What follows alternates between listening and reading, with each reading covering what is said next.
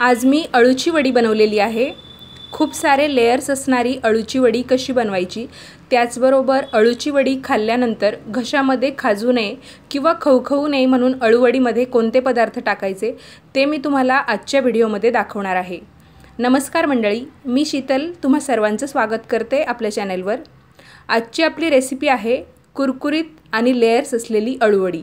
चला तर मग रेसिपीला सुरुवात करूया। अळूची वडी बनवण्यासाठी इथे मी 15 ते 16 मध्यम आकाराची अळूची पानं स्वच्छ धुवून कोरडी करून घेतलेली आहे। तुम्ही लाल देठाची किंवा हिरव्या देठाची दोन्हींपैकी कोणतीही अळूची पानं अळूवडी बनवण्यासाठी वापरू शकता। आता आपण अळूवडीमध्ये लावण्यासाठी सारण तयार करूया। त्यासाठी इथे एका बाउलमध्ये 1 वाटीभर बेसन पीठ मी घेतलेला आहे। मसाल्यांमध्ये 1.5 चमचा धने पावडर, 1 चमचा जिरे पावडर, 1 चमचा लाल तिखट, अर्धा छोटा चमचा हळद आणि चवीनुसार मीठ घेतलेला आहे। सर्व मसाले आणि त्यांचं प्रमाण व्हिडिओच्या खाली डिस्क्रिप्शन बॉक्समध्ये मी देईल। 1 चमचा गूळ घेतलेला आहे। गूळ मी ठेचून घेतलेला आहे। गुळाऐवजी तुम्ही साखर वापरू शकता। 1 चमचा लसणाची पेस्ट आणि 1 मोठा चमचा लिंबाचा रस। लिंबाचा रस टाकल्यामुळे अळूवडी खाल्ल्यानंतर घशामध्ये खाजत नाही किंवा खवखवत नाही। तुम्हाला लिंबाचा रस वापरायचा नसेल तर तुम्ही चिंचेचा कोळ वापरू शकता। आता हे सर्व पदार्थ आपण बेसन पिठामध्ये व्यवस्थित मिक्स करून घेऊया।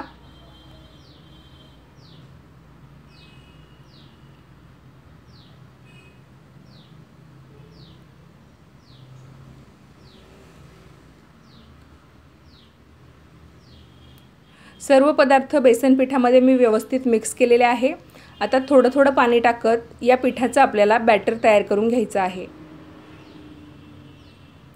थोडंसं घट्टसरच असं बॅटर आपल्याला या बेसन पिठाचं तयार करून घ्यायचं आहे, जेणेकरून ते अळूच्या पानांना व्यवस्थित लागलं पाहिजे।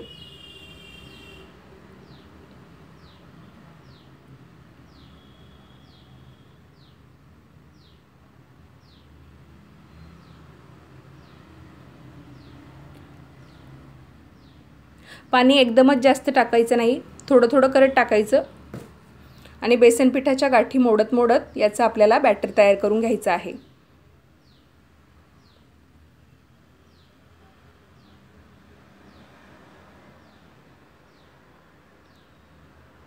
चमच्याऐवजी तुम्ही अशा पद्धतीने हाताने सुद्धा हे बॅटर व्यवस्थित कालवून मग तयार करून घेऊ शकता।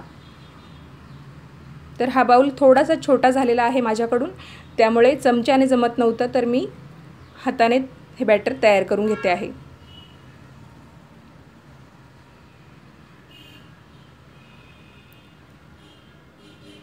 बेसन पिठाचं बॅटर तयार झालेलं आहे। पुढची कृती करूया। तर ही अळूची पानं मी स्वच्छ धुवून कोरडी करून ठेवलेली आहे। एका ताटामध्ये आता सगळ्यात मोठ्या आकाराचं अळूचं पान मी इथे घेतलेलं आहे। तर या अळूच्या पानांवर तुम्हाला ज्या शिरा दिसतात त्या लाटण्याच्या साहाय्याने तुम्ही प्रेस करून घेऊ शकता आणि मग पुढची कृती करू शकता। कारण अळूची पानं जर जास्त मोठ्या आकाराची असली तर त्याच्या ज्या शिरा आहेत त्या व्यवस्थित शिजल्या नाही गेल्या तर अळूची वडी खाताना आपल्याला खवखव होते किंवा खाजतं। आता या मोठ्या आकाराच्या पानावर आपण बेसन पीठ लावून घेऊया।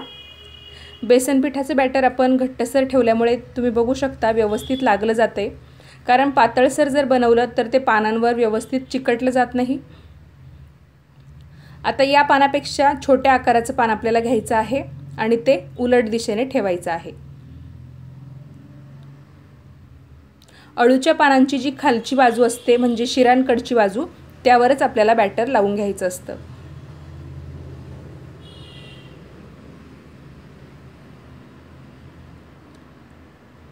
तर दुसऱ्याही पानावर आपण बॅटर लावून घेतलेला आहे। आता या पानापेक्षा अजून छोटंसं पान आपण घेऊया आणि ते परत उलट दिशेने ठेवूया। सगळी पानं एकाच दिशेने ठेवायची नाही, उलटपालट ठेवायची। त्यांची दिशा फक्त उलटपालट ठेवायची, नाहीतर पानाच्या खालच्याच बाजूने आपल्याला बेसन पीठ लावायचं आहे।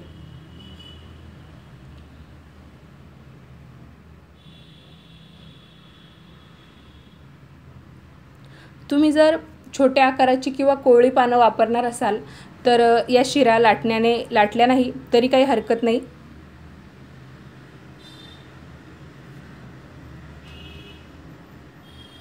सगळ्यात शेवटी मोठं पान ठेवायचं अळूचं, नंतर त्यापेक्षा छोटं छोटं करत 4-5 पानांची लेयर तुम्ही करून घेऊ शकता।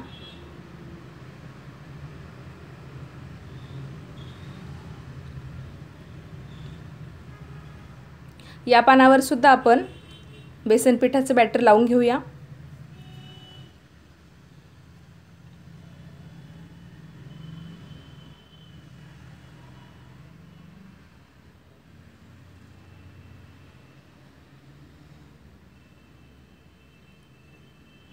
पाच ते 6 पानांची जर तुम्ही लेयर बनवली तर अळूच्या वडीला लेयर्स पण चांगले पडतात। आणि जे सगळ्यात छोटं पान आहे ते मी आतमध्ये ठेवलेलं आहे। बेसन पिठाचं बॅटर बऱ्यापैकी लावून घ्यायचं, जेणेकरून ही पानं जी आहेत ती व्यवस्थित चिकटली जातात। आता आपण याचा रोल तयार करून घेऊया। तर सावकाशपणे व्यवस्थित या अळूवडीचा रोल करायचा आहे आणि जो देठाचा भाग आहे तो खाली प्रेस करून द्यायचा, जेणेकरून हा रोल व्यवस्थित आपल्याला करता येतो। अशाच पद्धतीने उरलेल्या पानांची सुद्धा मी रोल तयार करून घेणार आहे। तर 15 ते 16 पानांमध्ये 4-4, 5-5 पानांची मिळून 3 अळूचे रोल तयार झालेले आहे। इथे मी एक पीठ चाळायची चाळणी घेतलेली आहे। तुमच्याकडे जी चाळणी असेल ती तुम्ही घेऊ शकता आणि त्या चाळणीमध्ये हे अळूचे रोल ठेवून द्यायचे। तर माझ्याकडे स्टीमर नाही आहे, म्हणून मी एका पातेल्यामध्ये पाणी गरम करायला ठेवलेलं आहे आणि त्यावर ही चाळणी ठेवणार आहे। तुम्ही कुकरमध्ये सुद्धा ही अळूवडी वाफवून घेऊ शकता किंवा इडली पात्रात वाफवून घेऊ शकता। स्टीमर असेल तर स्टीमरमध्ये वाफवून घेऊ शकता। तर या पातेल्यातलं पाणी मी सुरुवातीला गरम करून घेतलेलं आहे।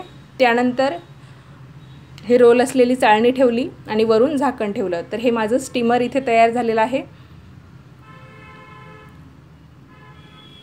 आता आपल्याला 15 ते 20 मिनिटासाठी अळूवडी व्यवस्थित वाफवून घ्यायची आहे, मीडियम टू लो फ्लेमवर। साधारणतः 20 मिनिटानंतर या चाळणीवरचं झाकण मी काढलेलं आहे। आता अळूवडी शिजली की नाही हे कसं चेक करायचं, तर अळूवडीच्या रोलमध्ये अशा पद्धतीने चमचा टाकून बघायचा। तो पूर्णपणे आतमध्ये गेला आणि कोरडा आला तर समजायचं अळूवडी व्यवस्थित वाफवली गेली आहे। तुम्ही सुरेने सुद्धा चेक करून घेऊ शकता। तर तिन्ही अळूवड्या व्यवस्थित वाफवल्या गेल्या आहे किंवा शिजल्या गेलेल्या आहे। आता आपण ही चाळणी खाली उतरून घेऊया।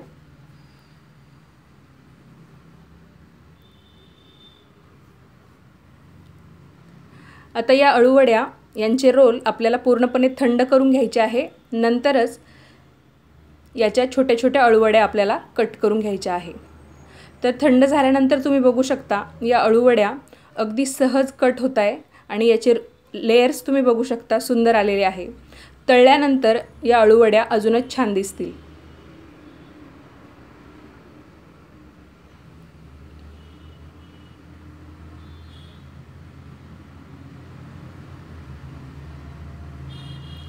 तिन्ही अळूवड्यांचे रोल मी अशाच पद्धतीने कट करून घेणार आहे।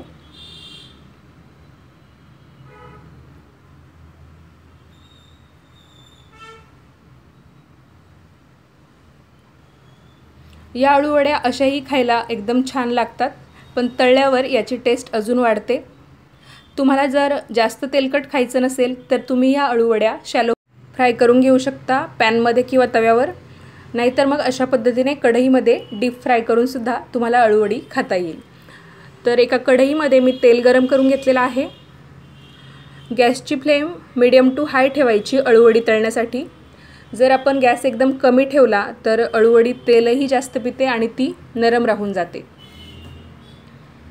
यानंतर 2-3 अळूवड्या एका वेळी कढईत टाकायच्या, जास्तही टाकू नका। एका वेळा 2 ते 3 टाकायच्या, म्हणजे जे आपल्याला त्या व्यवस्थित तळता येतात। साधारणतः 5 ते 7 मिनिटं लागतात अळूवडी तळण्यासाठी। जोपर्यंत बेसन पिठाचा रंग हलकासा सोनेरी होत नाही आणि अळूची पानं कुरकुरीत होत नाही तोपर्यंत आपल्याला ही अळूवडी तळायची आहे।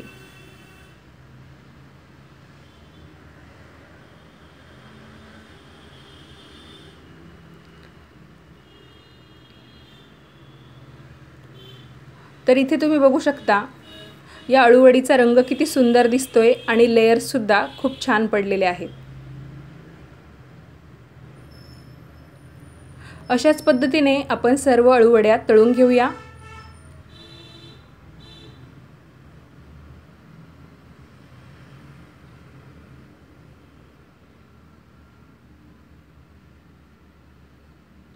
दोन तीन अळूवड्या एका वेळा तेलात टाकायच्या।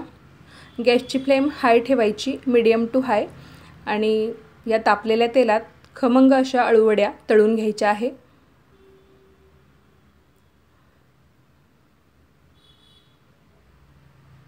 जर तुम्ही अळूवड्या जास्त बनवल्या आणि त्या जर ते रोल करून कट केल्यानंतर उरल्या तर काय करायचं हे सुद्धा मी तुम्हाला सांगणार आहे। त्या अगोदर एवढ्या अळूवड्या आपण तळून घेऊया।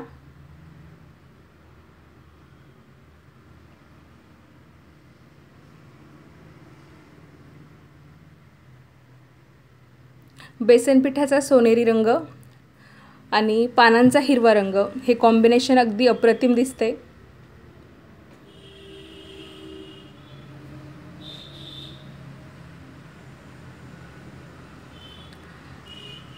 आता एवढ्या अळूवड्यांचे काप राहिलेले आहेत आणि ते जास्त होत आहे, तर मी अशा पद्धतीने हवाबंद डब्यात ठेवलेले आहे। फ्रीजमध्ये ठेवून द्यायचे आणि जेव्हा तुम्हाला अळूवडी खायची इच्छा असेल तेव्हा तुम्ही अळूवडी तळून खाऊ शकता किंवा मग शॅलो फ्राय करून खाऊ शकता। तर या तयार झालेल्या अळूवड्या मी एका ताटामध्ये सर्व करते आहे। सध्या आंब्यांचा सीझन चालू आहे, तर तुम्ही आमरसाबरोबर अळूवडी बनवून खाऊ शकता। आपल्याकडे पितृपक्ष असल्यावर सुद्धा अळूवडी बनवली जाते, तेव्हा सुद्धा तुम्ही अशा पद्धतीची अळूवडी नक्की ट्राय करून बघा। चवीप्रमाणे लेयर्स सुद्धा खूप छान येतात, चवीचा तर प्रश्नच नाही। डिश तयार झाल्यानंतर तुम्ही ही अळूवडी बघू शकता किती मस्त दिसते। तर ही रेसिपी तुम्ही नक्की बनवून बघा। बनवल्यास तुमचे अनुभव कमेंटद्वारे नक्की शेअर करा। आय होप तुम्हाला आजची ही रेसिपी आवडली असेल। जर ही रेसिपी तुम्हाला आवडली असेल तर तुमच्या मित्रमैत्रिणींमध्ये आणि फॅमिलीमध्ये नक्की शेअर करा। धन्यवाद।